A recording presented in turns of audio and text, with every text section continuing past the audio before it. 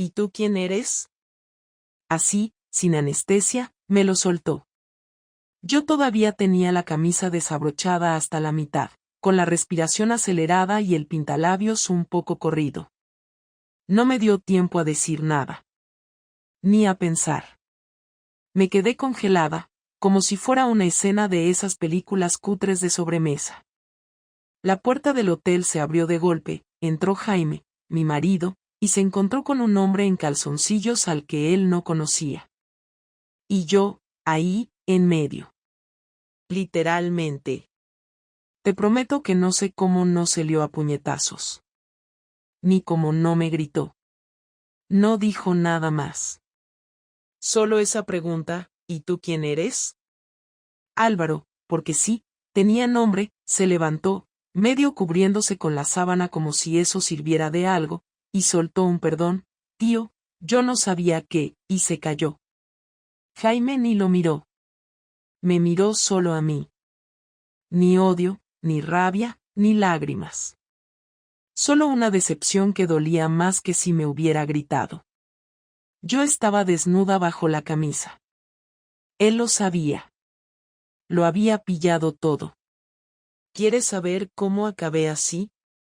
Porque la gente siempre pregunta eso. ¿Cómo una mujer casada con un buen hombre termina acostándose con otro? Pues no fue un desliz. No fue una noche de copas. No fue que me sentí sola y necesitada de afecto. Fue peor, fue consciente, deliberado. Lo pensé, lo planeé, y lo hice.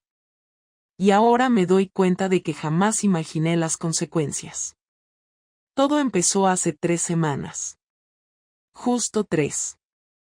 Jaime estaba raro. No conmigo, sino con todo. Silencioso, más distante, como si estuviera escondiendo algo. Yo lo noté, claro. Lo conozco desde hace 10 años. Pensé que me estaba engañando, te lo juro. Estaba convencida. Así que empecé a vigilarlo.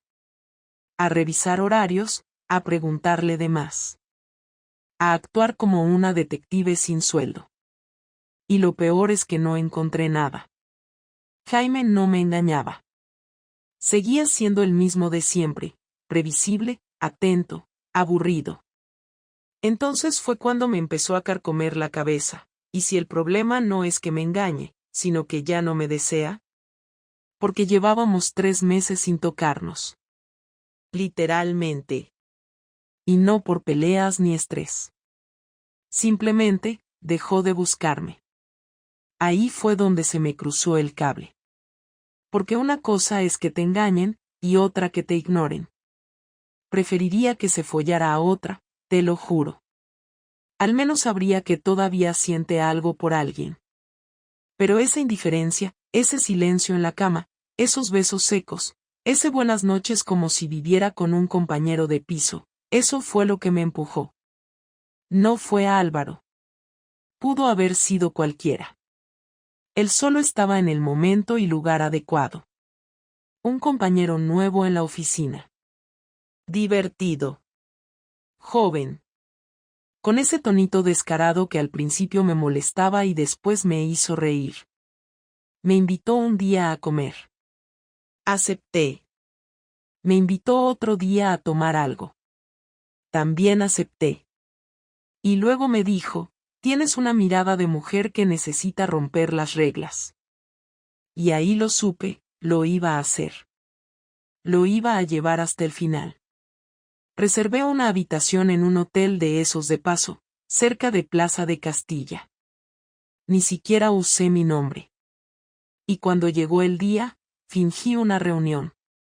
Me puse lencería nueva, ni siquiera para Jaime me ponía eso desde hacía años, y me fui directa a lo que sabía que estaba mal, pero no me importaba. ¿Y sabes qué fue lo peor? Que me sentí viva. Por primera vez en mucho tiempo, me sentí deseada. Sentí mi cuerpo responder, sentí mi piel vibrar. No fue amor. Fue hambre. Y durante esa hora en esa habitación, me olvidé de que tenía marido. hasta que la puerta se abrió y él apareció. Porque sí, me estaba siguiendo. Me había tendido una trampa. Y yo caí como una idiota. Ahí estaba. Yo. Semidesnuda. Jaime. Frío. Álvaro. Avergonzado. Y mi vida, en pausa. No sé cuánto tiempo pasó. Puede que fueran 10 segundos o 1 minuto, pero en mi cabeza fue eterno.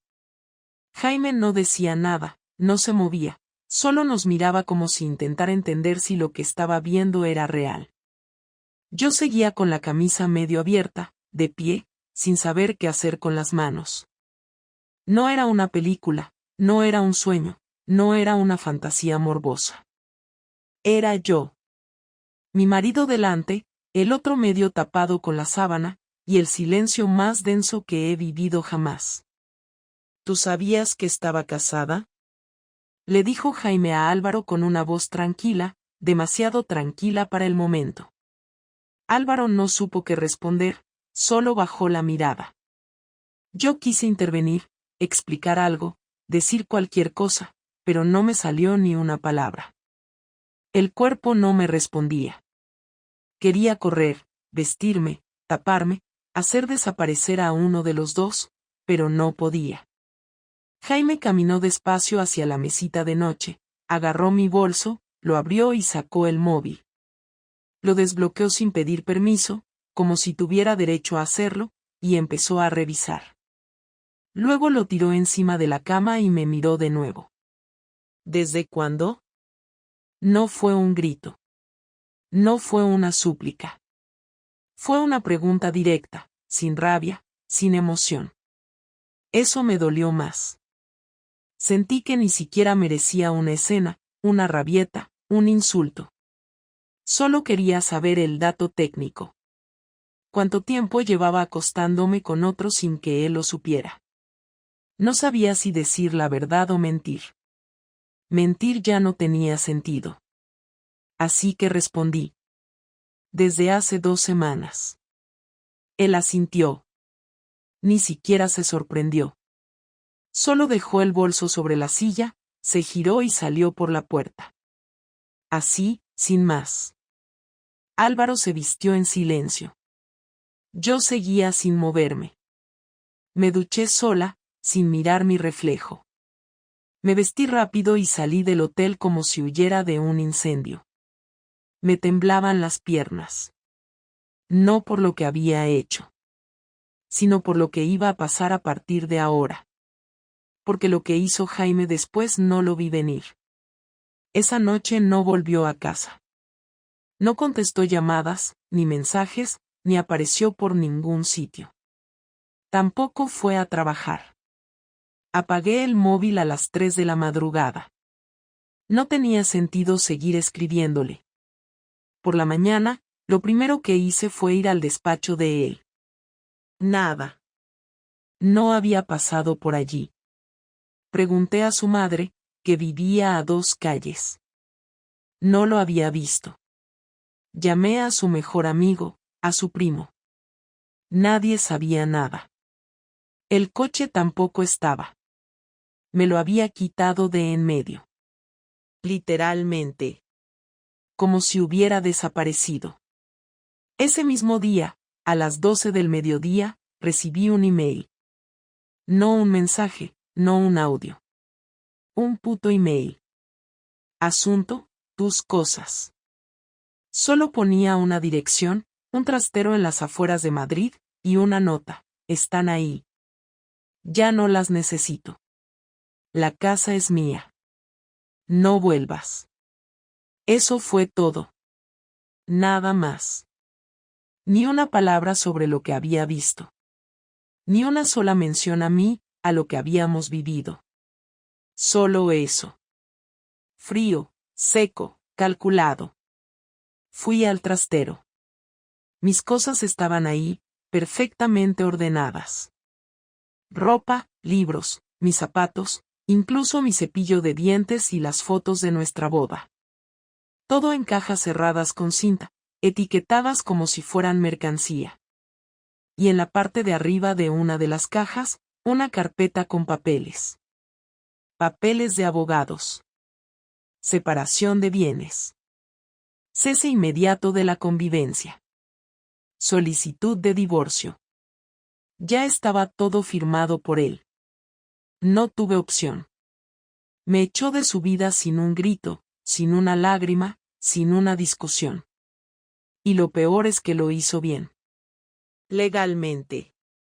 Con pruebas. Con fechas. Con todo en orden. Yo ni siquiera sabía que se podía hacer todo eso tan rápido. Contactó con un notario, con una abogada, con un cerrajero. Me cambió la cerradura de casa esa misma noche. Me bloqueó de todo.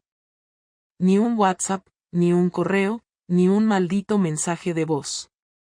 Como si me hubiera muerto. O peor aún, como si él se hubiera muerto para mí. Intenté llamarlo desde otro número. Colgó. Le mandé una carta por correo ordinario. Me la devolvieron sin abrir. Llamé a su madre. Me dijo que estaba bien, que no quería hablar conmigo y que por respeto a su hijo, no me atendiera más. Me quedé sola. Sin casa, sin pareja, sin explicación. Y ni siquiera podía quejarme. Porque la que lo había roto todo había sido yo. Durante días no salí de la habitación que me alquilé por semanas. No tenía dónde ir. Álvaro me escribió. No le respondí. Me sentía ridícula, usada, como si él solo hubiera sido un catalizador de mi destrucción. No era culpa suya, pero tampoco quería verlo. No quería ver a nadie. Me dolía más la frialdad de Jaime que todo lo que había hecho yo. Me dolía que me hubiera borrado de su vida como si nunca hubiera existido. Nunca pensé que él reaccionaría así. Siempre fue pasivo, tranquilo, incapaz de tomar decisiones rápidas. Siempre necesitaba tiempo para todo, le costaba cortar con las cosas, le dolía cambiar la rutina. Pero no esta vez. Esta vez fue como si hubiera estado esperando el momento perfecto para sacarme de su mundo. Y lo hizo sin titubear. No sabía si estaba vengándose. Si eso era lo que se suponía que tenía que pasar. Pero no esperaba algo así. Yo estaba preparada para una pelea, para discusiones, para que me insultara, para que me echara cosas en cara. Pero no para que simplemente me anulara, me pusiera en cajas y me mandara a otra dirección como quien devuelve un pedido. Durante años le preparé el café cada mañana, le compré las camisas que le gustaban, le organicé los viajes, le escuché hablar de sus problemas en el trabajo, le abracé cuando perdió a su padre. Y en menos de 48 horas, ya no existía. Me pregunté si de verdad me había querido. Si alguna vez le importé. Porque si puedes deshacerte de alguien así, tan rápido, tan limpio, es porque en el fondo, ya habías empezado a despedirte desde antes. Quise culparlo. Quise pensar que él también tenía parte en esto. Que algo habría hecho para que yo terminara buscando a otro. Pero sabía que no. Que eso solo era mi intento desesperado de no hundirme del todo. La verdad era otra, yo había cruzado una línea, y Jaime decidió que no iba a perdonarlo. Y punto. Esa noche, mientras dormía en la cama de un Airbnb cualquiera, con la ropa aún en bolsas de basura porque no tenía fuerzas para ordenar nada, entendí que el castigo no era estar sola. Era que ni siquiera me había gritado. Me había ignorado. Había borrado mi existencia como quien limpia una mancha con lejía. Jaime no rompió un plato. Me limpió como una mesa. Y lo hizo con una eficiencia que jamás le había visto. No tenía a quién llamar. No quería contarle a nadie lo que había pasado. Me daba vergüenza. Me daba rabia. Me sentía como una adolescente estúpida que había jugado con fuego y había terminado calcinada. Y aún así, una parte de mí seguía pensando que quizás él volvería. que en algún momento bajaría la guardia. Que habría un mensaje. Una llamada. Algo. Pero no llegó. Y entonces supe que esto no era una pausa. Era el final. Y que no lo había decidido él. Lo había decidido yo, el día que me quité la ropa en esa habitación de hotel. Y que ahora, me tocaba pagar el precio completo. El tercer día después de todo, cuando ya empezaba a asumir que Jaime no iba a dar señales de vida, recibí una llamada que no esperaba. Era su abogado. Habló de manera formal, como si yo no fuera una persona sino un expediente. Me explicó que Jaime había decidido iniciar los trámites para una separación total de bienes y que quería dejar resuelto todo antes de final de mes.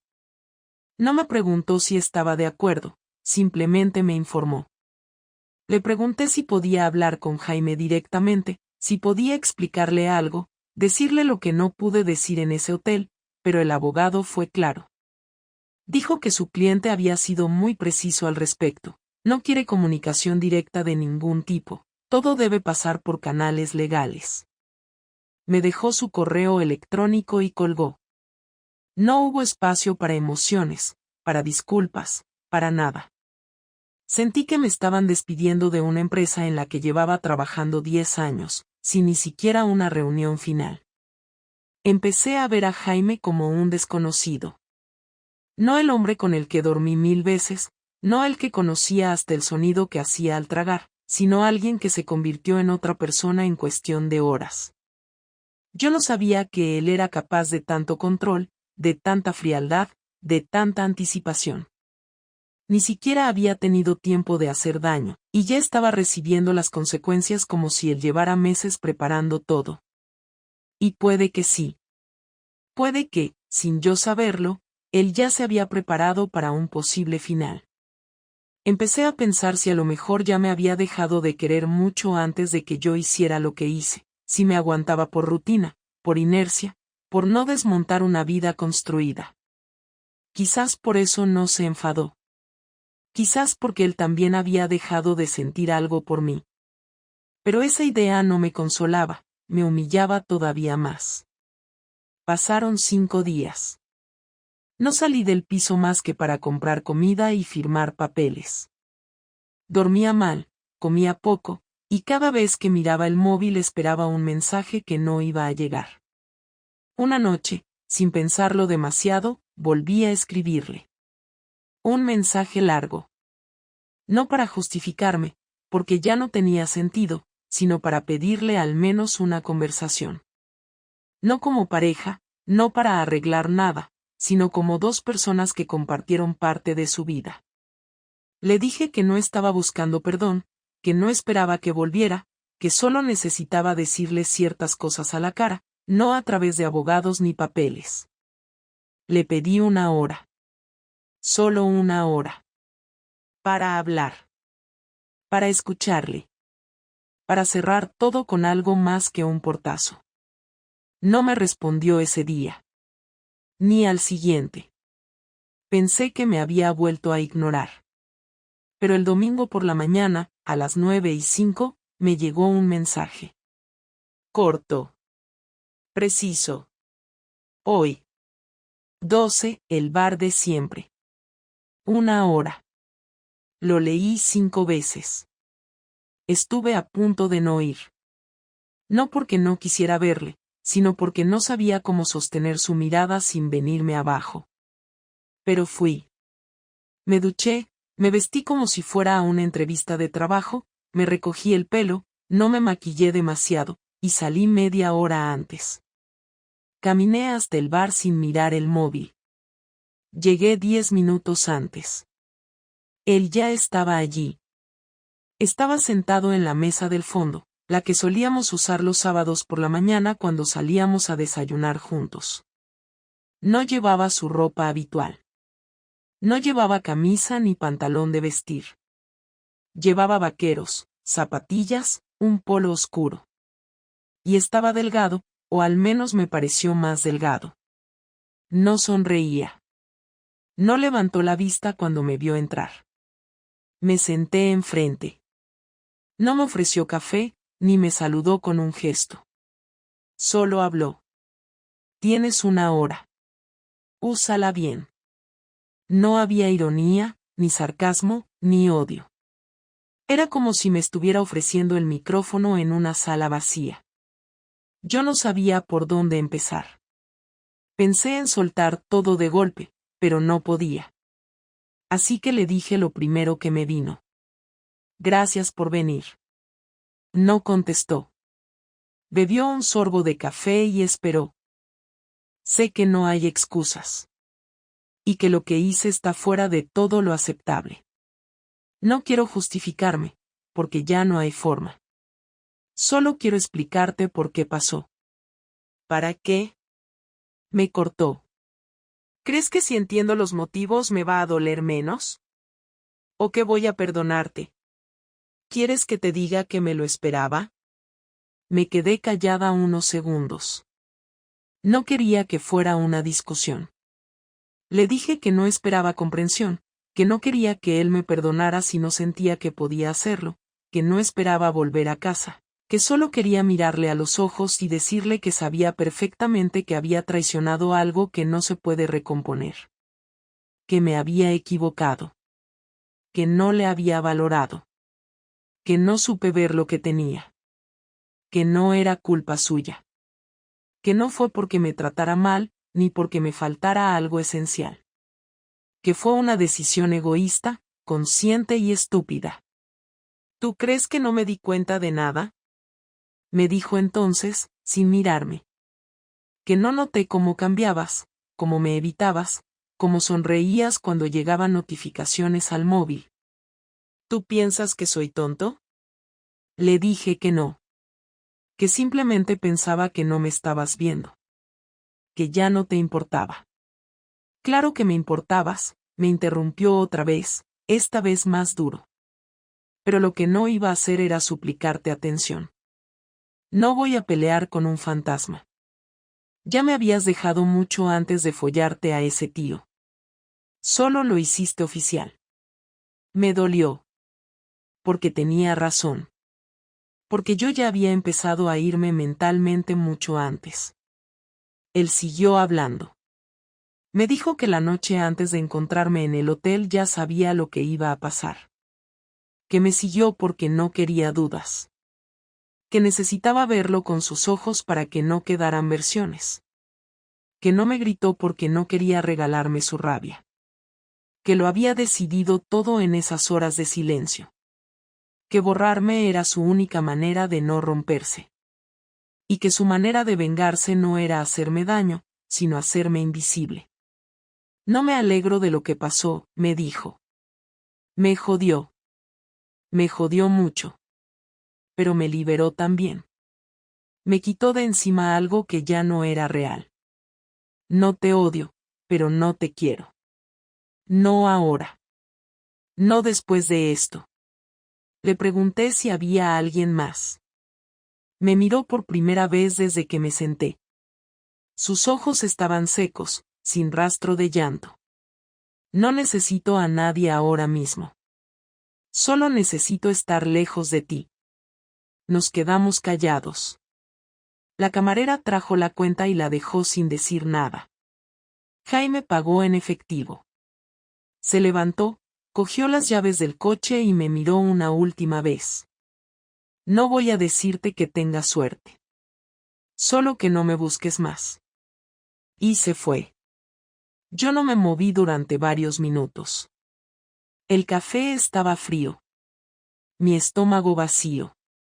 Y mi cabeza llena de imágenes que no podía ordenar. Me levanté sin saber cómo llegué a casa. No lloré. Ya no quedaban lágrimas. Lo único que sentí fue que se cerraba una puerta que yo misma había empujado, y que del otro lado ya no quedaba nadie. Y esta vez, no podía culpar a nadie más. 2 días después de aquella conversación en el bar, recibí un sobre en el buzón del estudio donde estaba alojándome. No llevaba remitente, pero en el interior había una nota escrita a mano y un pendrive. Reconocí la letra de Jaime al instante, No hacía falta que firmara.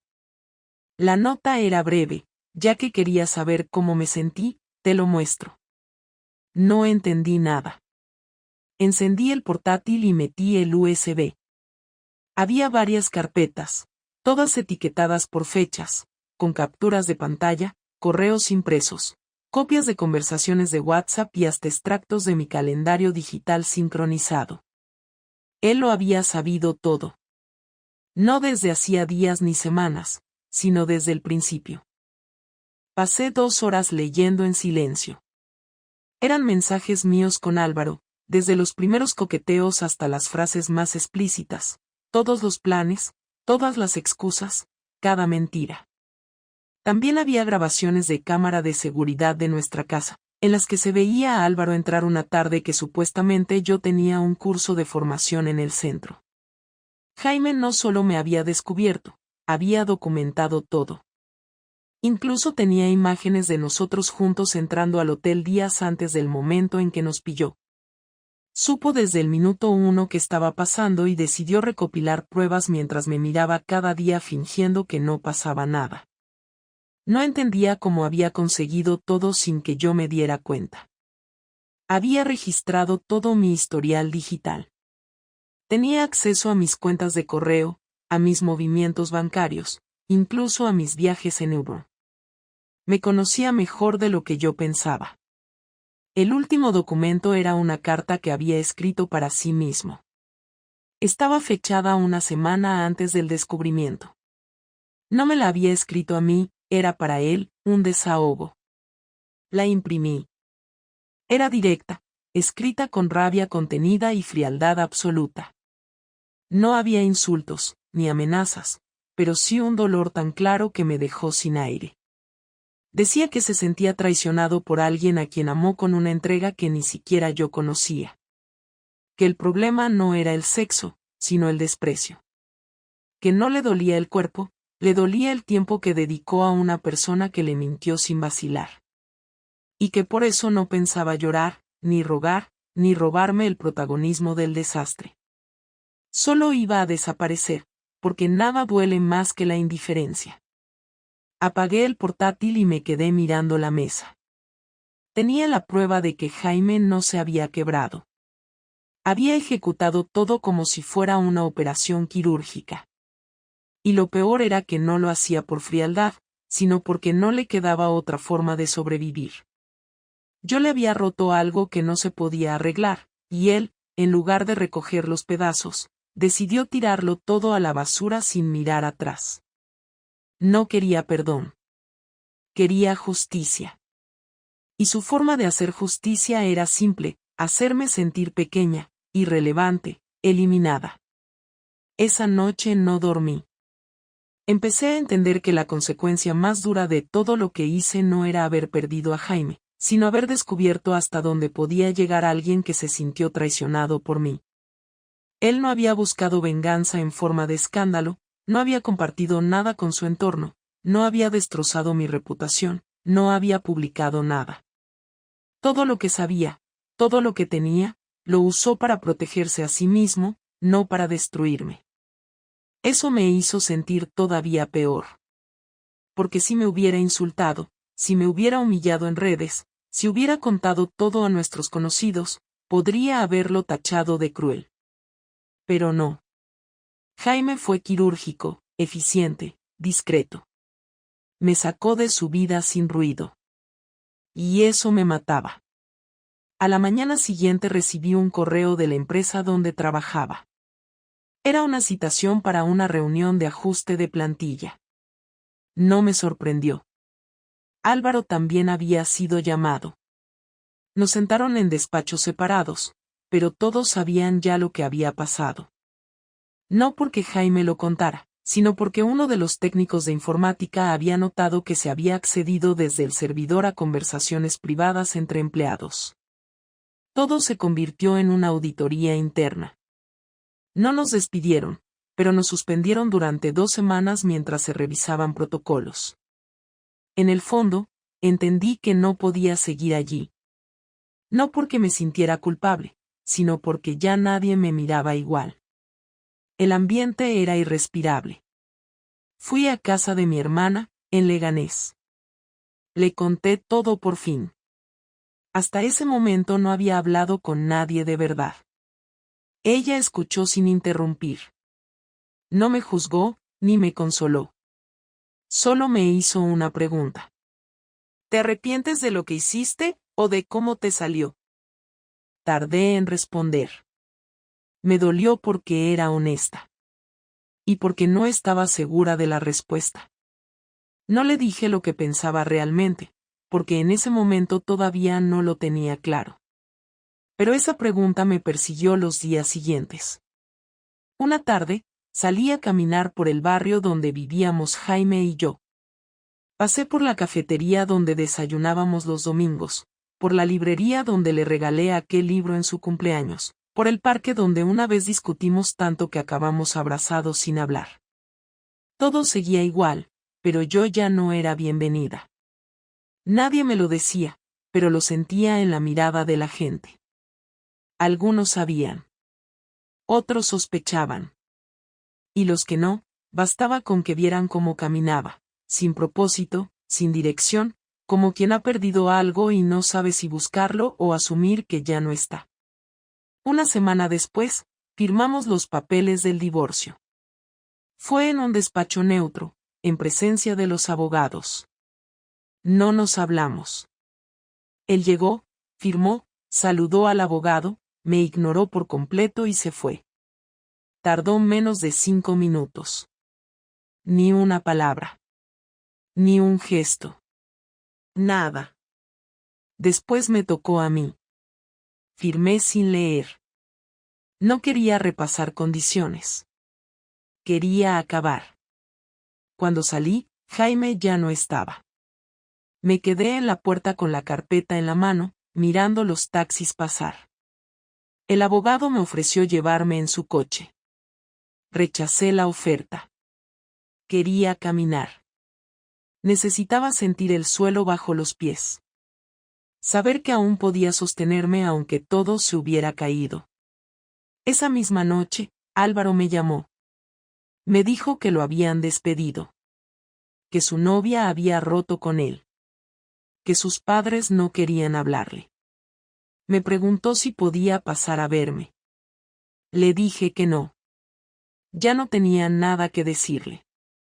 Nunca fue él el problema. Fue lo que representó. Y ahora solo me recordaba el error. Me quedé sola. Sin pareja, sin casa, sin trabajo, sin reputación. Y sin excusas. Y aunque al principio quise justificarlo todo con frases como estaba vacía, necesitaba sentirme viva, o él me ignoraba, ahora sabía que todo eso era humo. Lo hice porque quise. Porque creí que podía hacerlo sin pagar consecuencias. Porque pensé que no me iban a pillar. Porque me sentía segura en mi mentira. Y me equivoqué en todo. No sé si alguna vez volveré a tener una relación. No sé si volveré a querer a alguien. No sé si podré reconstruir algo de lo que tenía antes. Pero lo que sí sé es que Jaime no volvió a mirarme porque no quería venganza. Quería desaparecer de mí. Y eso lo consiguió. Me dejó hablando sola, con todo el peso encima, con cada decisión marcando su precio exacto. Y ahora solo queda pagarlo. Entero. Sin descuentos. Una tarde recibí un mensaje inesperado. Era del número de Jaime, pero no era él. Me escribía su madre. Me decía que quería hablar conmigo, que necesitaba entender ciertas cosas, y que si me parecía bien podíamos vernos en su casa. Dudé durante varios minutos si responder o no. No entendía qué podía querer decirme. En los días posteriores al divorcio, no había tenido ningún contacto con ella. La última vez que la vi fue en el tanatorio del padre de Jaime, y en aquel momento ella me trató como parte de la familia. Ahora, después de todo, no sabía si iba a echarme en cara lo que había pasado o simplemente necesitaba cerrar también su parte. Respondí que sí. Acordamos vernos al día siguiente por la tarde. Fui sin expectativas. Cuando llegué, ella abrió la puerta con una expresión neutra. No sonrió, pero tampoco parecía enfadada. Me ofreció café, lo preparó como siempre lo hacía, y se sentó en el sillón donde solía leer por las tardes. Yo me senté frente a ella, incómoda, con las manos entrelazadas sobre las rodillas. No sabía cómo empezar la conversación, pero no me dio tiempo. Fue directa. Quiero que me digas la verdad. Solo eso. No necesito que te justifiques, ni que me pidas perdón. Solo quiero entender por qué hiciste lo que hiciste. No me esperaba esa calma. Ni ese tono sereno. Me sentí observada, no juzgada. Y eso me descolocó aún más. Le dije que no había una sola razón, que no era una excusa concreta ni un momento puntual. Que no fue algo que planifiqué con tiempo, pero que tampoco fue un accidente. Le dije que durante meses sentí que Jaime ya no me veía, que me había convertido en parte de la decoración de la casa, que todo se había vuelto rutina. Pero también le confesé que ahora sabía que eso no justificaba nada, que no era motivo para hacer lo que hice. Admití que lo traicioné no solo físicamente, sino emocionalmente, y que lo peor fue haberle mentido sabiendo que me creía. Ella escuchó todo sin interrumpirme. Solo asentía de vez en cuando, sin cambiar la expresión. Cuando terminé, se levantó, fue a la cocina, trajo otra taza de café y me la puso delante. Se sentó de nuevo, suspiró, y habló sin apartar la vista de mí. Jaime no era perfecto. A veces era demasiado cerrado. Y muy lento para ver lo que tenía delante. Pero nunca fue un hombre que se desconectara por falta de amor. Lo sé porque lo crié. Sé cómo ama. Y cuando lo hace sin medida. Lo he visto enamorado de ti hasta el último día. Me quedé sin palabras. No porque no lo supiera, sino porque escuchar a su madre decirlo me golpeó de otra forma. Le dije que lo sabía. Que me dolía haberlo descubierto tan tarde. Y que entendía que él no quisiera volver a saber de mí. Ella se levantó otra vez, fue a una estantería, y sacó un álbum de fotos. Lo puso sobre la mesa y lo abrió. Eran fotos de los primeros años. De nuestras vacaciones, de los cumpleaños, de cenas familiares. Estaba todo ahí. Sonrisas que ahora dolían. Miradas que ya no volverían. Momentos que se sentían de otra vida. Él guardó esto. No lo quiso tirar. Lo guardó en una caja con otras cosas tuyas. No porque quisiera volver, sino porque no puede borrar la historia. Ni tú deberías. Me preguntó si tenía dónde quedarme, si necesitaba algo. Le dije que estaba en un piso temporal, que no tenía planes a largo plazo, que estaba intentando rehacer mi vida desde cero. Asintió. Me miró con una mezcla de compasión y resignación. No había odio en su cara, solo tristeza. Me dijo que no me quería perder el respeto, pero que necesitaba tiempo para poder volver a mirarme sin pensar en lo que rompí. Lo entendí. Le agradecí la conversación, el gesto, el café.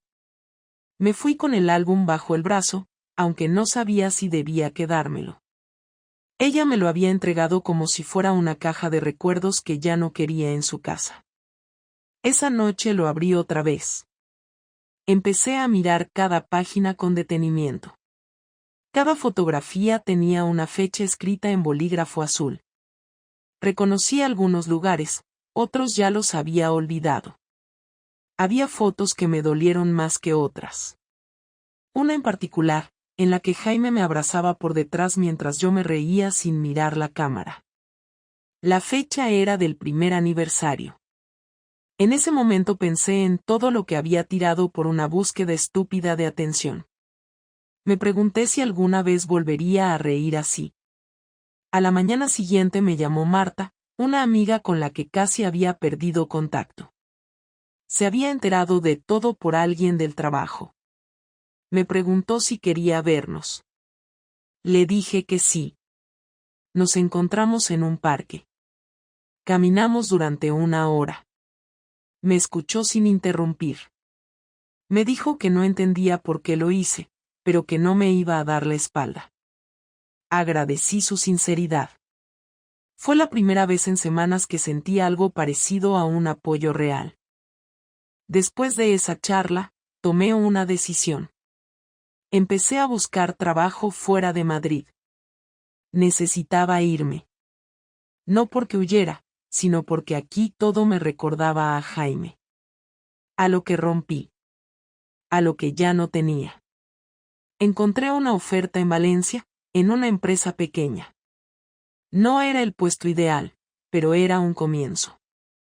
Envié el currículum. Me llamaron para una entrevista. Me fui en tren. Cuando llegué, me sentí rara. Extraña en mi propia piel. Respondí a las preguntas con honestidad. Me ofrecieron el puesto. Lo acepté. Una semana después empaqué lo poco que tenía, dejé el estudio, devolví el álbum por mensajería a la madre de Jaime con una nota donde le agradecía todo, y me fui. No lloré en el tren. No porque no tuviera ganas, sino porque ya no sabía si servía de algo. Cuando llegué a Valencia, alquilé una habitación en un piso compartido. 3 personas. Todos jóvenes. Gente nueva. Historias que no conocían la mía. Y eso me dio algo de aire. Empecé a trabajar, a adaptarme, a caminar por calles que no me decían nada. No sabía si era una nueva vida o solo una pausa antes de asumir la anterior. Pero al menos no estaba estancada. No volví a saber de Jaime. No volví a buscarlo. Borré su número. Cerré nuestras fotos en una carpeta cifrada en el portátil que ya casi no abro. Dejé de revisar sus redes. Me di cuenta de que aferrarme a su silencio era otra forma de no soltar lo que yo misma destruí. Él ya había pasado página. Me tocaba a mí. Y por primera vez desde que todo se derrumbó, pensé que quizás todavía podía construirme algo. No igual. No mejor. Pero algo que fuera mío, sin mentiras, sin trampas, sin engaños. Algo donde pudiera mirarme al espejo sin bajar la vista. Aunque tardara. Aunque costara. Aunque doliera. Habían pasado ya más de 3 semanas desde que llegué a Valencia, y aunque aún sentía el peso de todo lo que dejé atrás, al menos el cuerpo empezaba a moverse con más decisión, como si las rutinas nuevas estuvieran forzando al cerebro a entender que ese era mi presente, no un simple paréntesis. El trabajo era simple pero estable, no tenía grandes responsabilidades, lo que me dejaba tiempo para pensar, algo que a veces ayudaba y otras me destruía por dentro. Mis compañeros eran amables, sin pasarse, y eso lo agradecía. Nadie preguntaba demasiado, nadie parecía tener interés en escarbar en el pasado de nadie, y eso me venía perfecto. Por las noches, cenaba sola en la cocina del piso compartido, escuchando los murmullos de las conversaciones de los otros desde sus habitaciones. No me molestaba no formar parte de ellas. Había aprendido que el silencio también tenía valor cuando una se había pasado semanas llenándolo todo con explicaciones que nadie había pedido. Una tarde de viernes, mientras volvía del trabajo caminando por el paseo marítimo, me crucé con una pareja que discutía en voz alta. No me detuve, pero escuché lo suficiente para saber que ella le reprochaba a él que ya no era el mismo, que no la miraba como antes. El hombre no decía mucho, caminaba con la cabeza baja, dejando que ella soltara todo. Me quedé observándolos unos segundos mientras seguían su camino. Me vi reflejada en los dos. En ella por las quejas, en él por la resignación. Y me pregunté cuántas parejas caminaban así cada día sin saber que estaban a un paso del desastre, o peor, que ya estaban dentro y aún no se habían dado cuenta. Llegué a casa y no encendí la luz. Me senté en el borde de la cama con el bolso aún colgado del hombro y pensé por primera vez en serio en lo que vendría ahora. No como castigo, no como huida, sino como decisión. Había pasado todo lo que tenía que pasar. Me había enfrentado a la verdad, había asumido las consecuencias, me había alejado de todo lo que era familiar, y ahora lo único que quedaba era ver qué hacía con lo que quedaba de mí. Esa noche me llamaron por teléfono desde un número desconocido. Dudé en contestar, pero lo hice. Era la madre de Jaime. Me saludó con un tono tan neutral que por un momento pensé que era otra persona. Me dijo que había recibido el álbum de fotos que le envié, que había leído la nota, y que había hablado con Jaime esa misma mañana. Me quedé en silencio, esperando más, pero no continuó de inmediato. Le pregunté si él estaba bien. Me dijo que sí, que estaba reorganizando su vida, que estaba en un proceso de venta de la casa, y que se había mudado temporalmente con unos amigos a las afueras de Madrid mientras encontraba un sitio propio. Me alegró saberlo, aunque no supe si eso debía importarme o no. Luego me dijo que Jaime sabía que me había llamado. Le pregunté si le molestaba.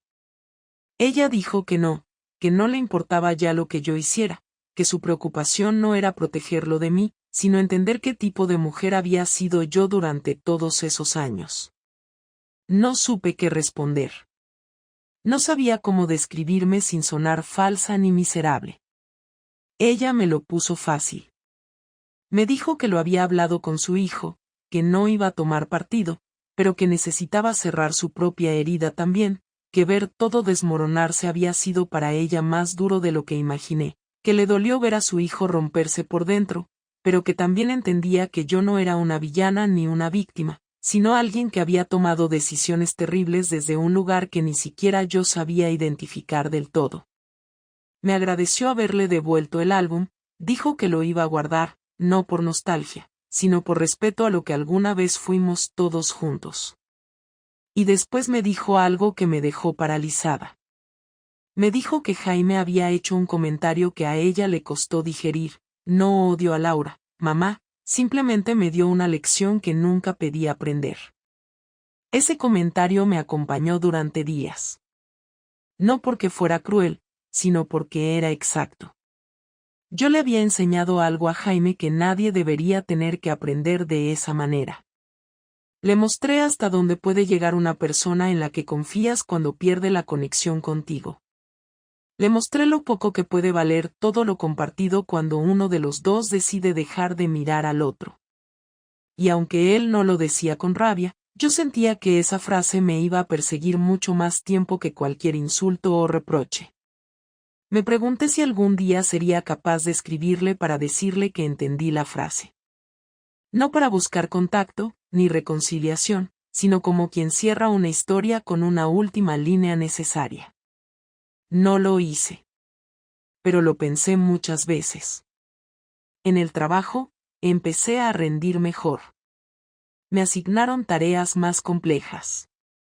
Me ofrecieron una pequeña subida de sueldo.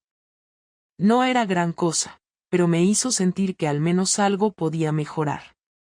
Una compañera me invitó a una cena con otros del equipo. Fui.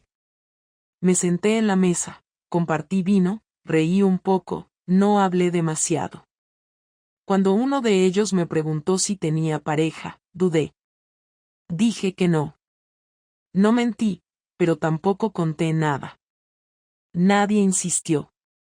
Y eso me pareció un gesto de respeto que valoré más de lo que pude expresar. Volví a casa caminando, sin pensar en Jaime, sin pensar en lo que perdí, solo en el hecho de que por primera vez en mucho tiempo, estaba empezando a sentir que podía tener una vida propia sin que fuera una reconstrucción forzada de la anterior. Un domingo por la mañana fui a un centro cívico donde ofrecían talleres. Me apunté a uno de escritura sin saber por qué. No porque pensara que podía escribir algo valioso, sino porque necesitaba ordenar las ideas. El ejercicio consistía en escribir una carta que no pensábamos enviar. La escribí para Jaime. No la firmé. No la imprimí. La escribí en el ordenador del aula, en un archivo que eliminé al acabar. Pero durante los 40 minutos que estuve tecleando sin parar, sentí que por fin decía todo lo que me faltaba por decir. Le conté cómo había sido mi caída, cómo me había desarmado su forma de irse, cómo me dolía más su indiferencia que cualquier castigo. Le dije que entendía por qué me borró, que ya no lo cuestionaba. Y que aunque no esperaba redención, sí quería que supiera que no todo había sido falso, que sí le amé, aunque tarde, aunque mal. Que fallé, pero que eso no borra los momentos en los que fui sincera. Y que a veces, pensar en él me ayudaba a no volver a hacer las mismas cosas con nadie más.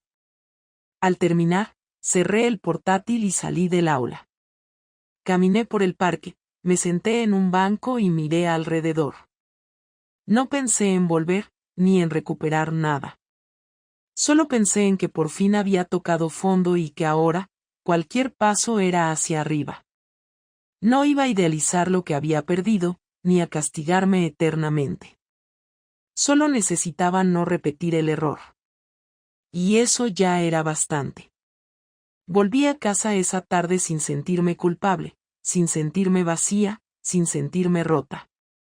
Me sentí cansada, sí, pero también lúcida. Había pasado un mes desde aquella tarde en el hotel, desde aquel descubrimiento que cambió mi vida.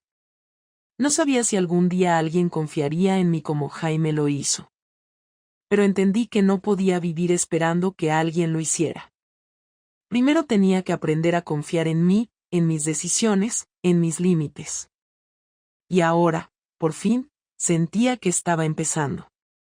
Sin adornos. Sin mentiras. Sin promesas vacías. Solo yo, con lo que quedaba.